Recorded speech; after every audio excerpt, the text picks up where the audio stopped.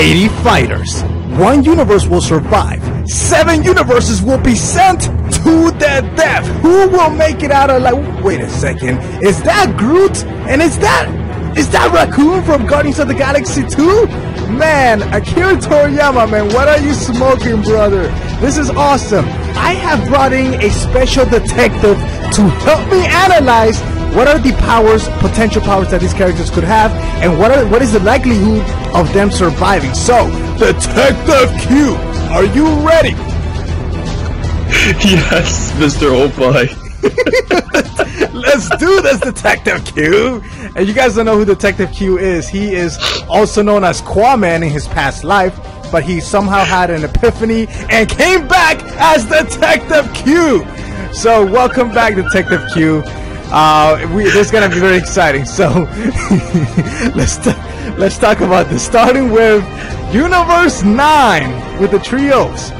Okay, so let's talk about these 2 characters right away. The one that looks like Groot and Rocket Raccoon. So one of my predictions is that they are gonna be a team working together. They're gonna be supporting each other. And I don't know if you agree with that or not. Absolutely, and I think that, like, based on the design as I made in my Universal reference and breakdown video, they're clearly being shown together because they're going to work together. As you can see, the red guy is on top of the Groot-like character's shoulder, so that's definitely something that they're trying to show you in terms of how they're collided. Exactly, and whether this was done, a character designed by Toei Animation writers, staff, or whether this was by Akira Toriyama, it doesn't matter. I'm so excited that they're using clearly this as a reference from Guardians of the Galaxy. But my man, you said earlier that you're working on a video on character designs. Can you explain more about that? Yeah, so pretty much what I did was I've been talking to a lot of other Dragon Ball YouTubers outside of Dragon Ball, going and doing some research and trying to figure out a lot of the character references when it comes to their designs. And there's a lot of them that are similar, and there's also some that you can make a good guess about, or there's some that are clearly based on something that it has to be definitely inspired. And it's really cool to see how they came up with so many different character designs. Dude, I am so hyped for that video. You guys can actually watch that video right now. I'm gonna have a link in the description below.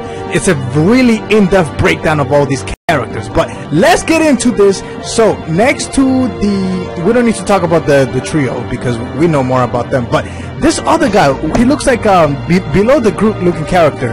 What is it, like a rabbit looking character wearing shorts? He looks kind of like Pinky from Pinky and the Brain. Oh yeah. He does, right? He's wearing a scarf too. So this guy is small. He's wearing a scarf. Possibly he's gonna be a very fast character in terms of speed, is my prediction on him. Now there's this lady character next to him. Master Roche is probably gonna have a hard time fighting her. But she definitely's got the hips, and she definitely has this. Also, she has ears. So a lot of these characters do have ears, actually. So she may be like a mix of an animal or something. I'm not quite sure.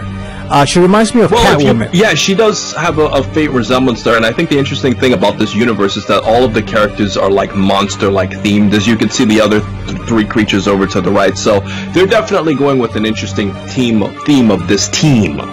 Yes, they are indeed. This guy that looks like a dragon, he's got this massive legs. This other guy next to him, he's got this little thing around his waist. I don't know what that could be. He's got 2 X's, and then there's a little flying creature, which, by the way, I don't think the flying creatures are all that powerful because they already do have the advantage that they can fly.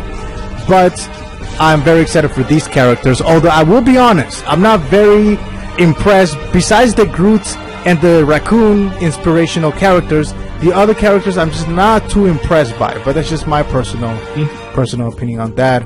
I really hope that guy on the far right actually breathes on fire or something. That would be kind of cool. That'd be awesome, especially if he's like an anthropomorphic dragon. Yeah, that would be insane. Let's get into the next universe, the one that a lot of people are talking about, Universe 2. So we got the trio ladies. Oh yeah. You got the girl in the middle, who we seen her fighting Vegeta in the opening. You got the girl on the right, who honestly, she looks like a regular character. There's nothing really outstanding about her character design. Right, and it definitely seems like they're using a whole Magic Girl theme of like all of those transformations. And the thing is that if you look at the character in the middle, Brienne, it's clearly like she's clearly being based off of a lot of the magical girl themes. So when you compare her with the other two characters, she's being associated with them because they're probably all similar in common. So we can definitely go with the theme for those. Exactly. So we might be seeing some magic-related characters with the other two girls. I'm excited, but we'll see what happens. Now, this other character, he looks like he's taking it very seriously. I do like his character design. He looks like he's wearing an armor around him. I don't think that's part of his skin, but an actual armor. And so I do like his character. Now, some people have said that this girl looks like she's coming from the demon realm or something like that, which I highly doubted, but it's not impossible. Now, her eyes are glowing. She's wearing purple. I don't know whether she's a vampire or whatnot. What do you think? Yeah, I mean, definitely. The cool thing is that her inspiration is actually based on a video game that you guys will find out more later in my reference, that she strongly correlates with a video game character. But I definitely think that she's going to be one of the more used characters because her appearance strongly stands out compared to the other ones. Right. Now, and then you can see the rest of the characters there. Okay, let's talk about the two guys in the back before we get to the yard rat.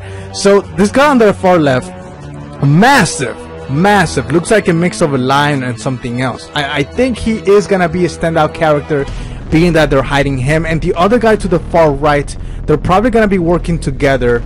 I mean, they're pretty massive, so I'm excited for those two. I'm not sure in terms of their power and the strength, but if you look closely to the guy on the left, he might be wearing shorts. It looks like he's wearing like diapers or shorts, or maybe not diapers, but he's wearing like boxer, like MMA fighter, you know, like they just wear the shorts. That's what it looks like to me, but I could be wrong. And he's got massive hands. Now in front of him is this superhero. Oh man, look. He is clearly an inspiration from something. Very excited for him. Looks like maybe a replica of Master Roshi, if Master Roshi was a superhero. So I'm excited for this guy. The guy next to him, though, who's got the little thing on his head, he actually does look pretty menacing, and I think he is gonna be somebody worthy of fighting. But next to him, the one I really want to focus on is the yard rat from Universe 2. Any thoughts on this? I know I did a video on this, and Geekdom did a video on this, but any thoughts on this? Well, I think the interesting thing about this yard rat is that he's slightly different looking from like the yard rats that we saw back in Dragon Ball Z, because the yard rats that we saw back in Dragon Ball Z actually have like whiskers near their mouths, but for him it's not. So either they're kind of updating the way yard rats look, or he's like a different breed of yard rat, or maybe he's a different race that just looks similar, but he's clearly been remodeled as compared to what we originally saw. He knows something, or he's pretty confident. That smile, he must have some tricks up his sleeve, some really creative attacks or something where he's very confident in his abilities. Now we get to Universe 3. Alright, this guy on the right side, when I first saw him I was like, Cell? No, it's not Cell, but he definitely has a similar design when it comes to the green and just the way his face is structured. This guy in the center, he's got some additional nipples right there. I'm not sure what those are gonna be used for. Maybe flashes of lights, maybe lasers are gonna come out of that.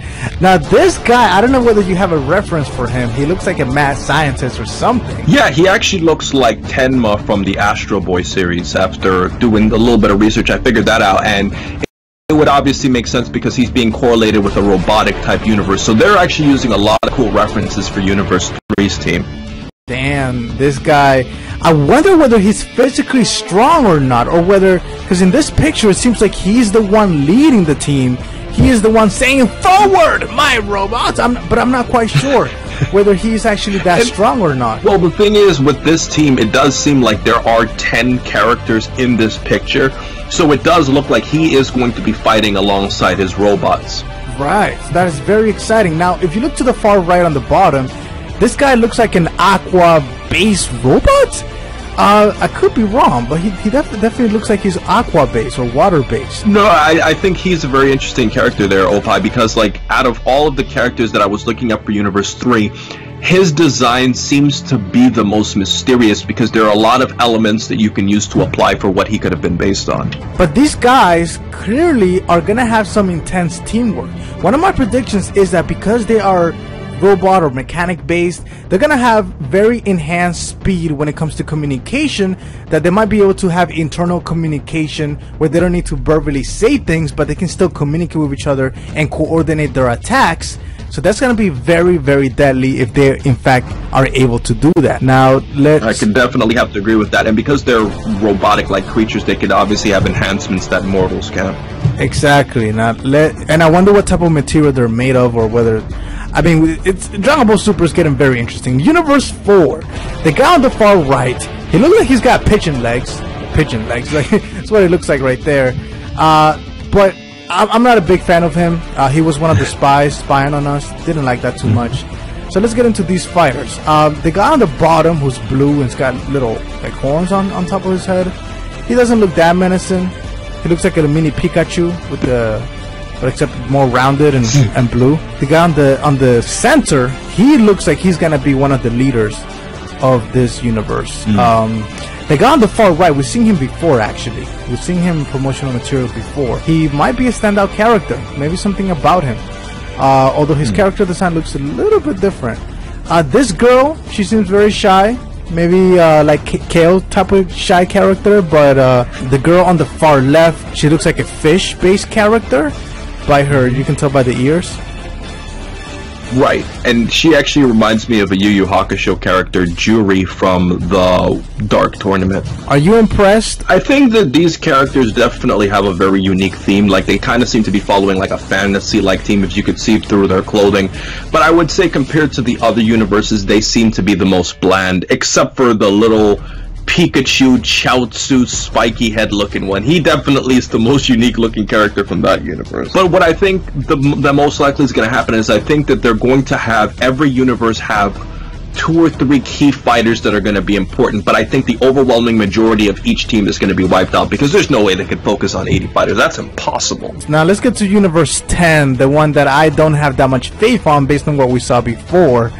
The guy in the center though, he might be strong. He might be. He was facing off against Topo.